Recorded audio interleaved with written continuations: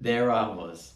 I'd woken up and I was in pain. I was going throughout the whole day and I was just throbbing and it absolutely sucked. But you don't have to make this mistake. You won't make this mistake. And if you listen to this, you'll never make this mistake and you'll be invincible. Well, somewhat, but basically, let's circle back a bit. What am I talking about? So, for me, cycling is something that's been absolutely transformative of the tool for weight loss, fitness, energy, freedom, confidence, mental health, you name it, it's helped, right?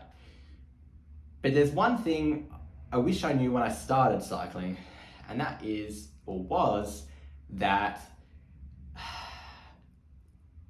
while it is a low impact sport per se or activity, isn't without its slight things to be aware of, like slight drawbacks. And one of those for me was having shortened hamstrings.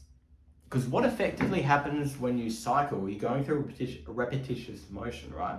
And using muscles, and those muscles get a bit tighter and shorter because they're kind of like, they're tense, if that makes sense. Like, you know, when you're trying to do a workout, your muscles like get tighter and then they get like, they contract and detract. It's a similar type of motion for cycling. So because of that and the energy and expenditure put on your legs or hamstrings, they'll actually kind of get shorter. And look, that's good for the exercise in the point in time. However, what the issue is, these hamstrings stay tight. It's like, think of it like this.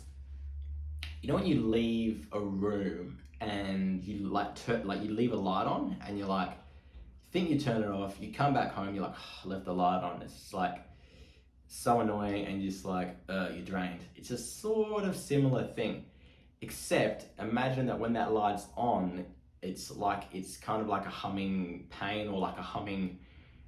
So if you leave the light on when you're outside the room, and it basically, that's when, say, a pain starts. That's what this is. Of course, the light's fantastic when you're in the room because you'll need the light to read a book, do work from home or cook a meal. But when you're out, it doesn't really serve its purpose. So that is what this is about too. Hamstrings and sort of making sure they're no longer tight and short. I had to learn this the hard way, how to fix this. It took me some time. I basically went to see a sports doctor and he said, basically, mate, your hamstrings are way too tight, they're way too short. I'm like, man, I'm such an idiot. I've had to spend all this money and that's simply the issue. I thought something was wrong with me, which is good. He showed me some 3 key stretches, which I'm gonna try to either link what they're called here, or what I'm going to do is basically I'm going to sort of explain them partially or put a picture up on the screen as well. Now these stretches, while you can do them before and after, but particularly after cycling, it is very important to do these. You can also, if your legs are still a little bit tight or short, you want to loosen them up, you can also do this before cycling as well. So I'm basically going to get into it. So what you want to do is you will want to, with either leg, start with your right leg, put it on like your bed in front of you or a chair, have the leg completely straight, and what you want to do is lean forward with your hand, and you should feel a stretch along like the hamstring, which is a muscle kind of like at the back of the knee all the way to kind of like your butt. That's kind of like the hamstring. And you want to hold that for 20 seconds. You're going to want to breathe deeply, and then as you breathe, you will want to stretch even deeper. And in that 20 seconds, it's going to really help release that.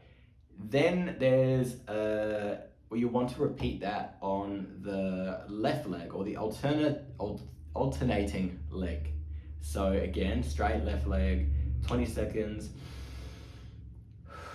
Breathe really deeply, lean into that stretch and help release that tightness and re-lengthen your hamstrings.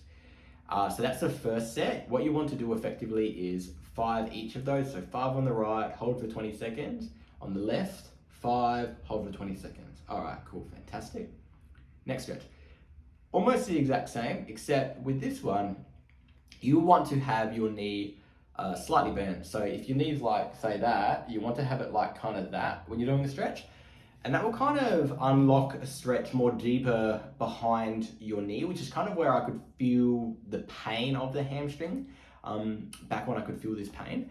And of course, you want to breathe deeply. And you want to lean into that stretch and really, really just try to hold it and relax. And that's going to really help to loosen things up. So of course, you want to do 5 repetitions of this for 20 seconds. Then alternate to the left leg, all right? And simply repeat this. Breathe deeply and lean into that stretch. Now, the other one, the final one, is you basically, you kind of, you know that stretch where you're a kid and you kind of do like the butterfly with your legs and you kind of lean forward, you have your legs like in a diamond.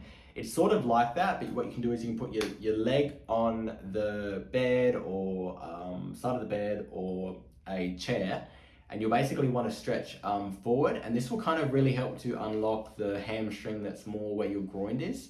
So it's kind of like getting the whole hamstring, the top from the back of the knee, and then this final stretch more the bottom towards simply your butt.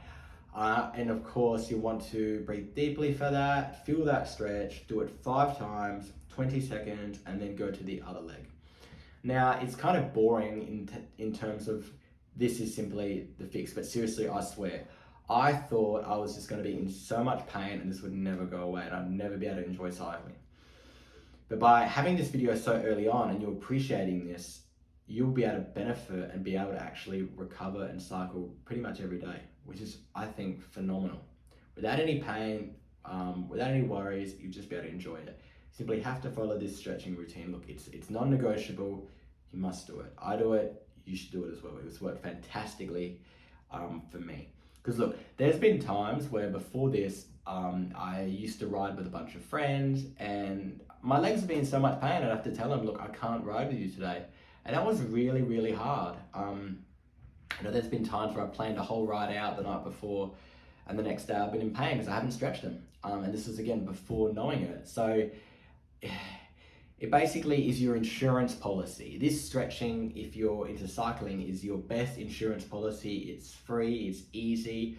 You can do it after a hot shower, your muscles are nice and warm, maybe put on some music, put on a video in the background and just stretch. Please stretch.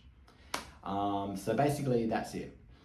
Thank you for watching. If you'd like more of these tips for cycling or kind of to help you with your fitness and weight loss and set goals, I actually provide that. I have a one-on-one coaching, which is in the link below. And I also have, if you're interested in cycling, everything you'd want to know about getting into cycling, getting better at cycling, getting fitter at cycling, what to eat when on the bike, recovery, all that stuff and more, I completely cover and I've already answered.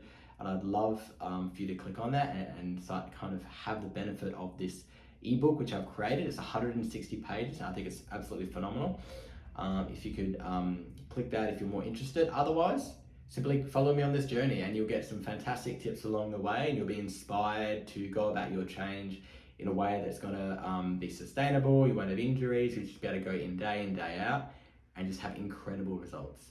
So, conquer the mountains, conquer life, right?